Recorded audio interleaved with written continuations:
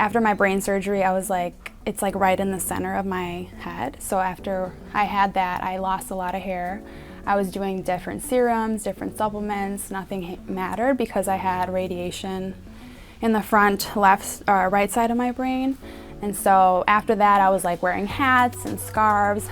So when I first met Leslie, I told her, thank God you exist.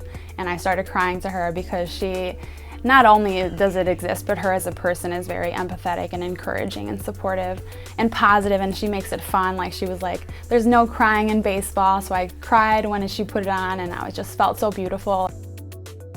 Just like I had a moment where I was like very depressed and felt so self-conscious, and like honestly, it made such a difference in my life to have this topper.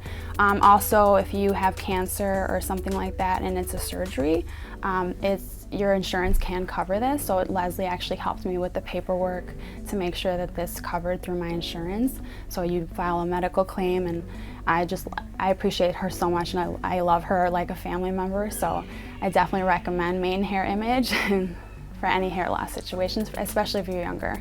It's not for older people. Like, she'll make you feel very, very beautiful.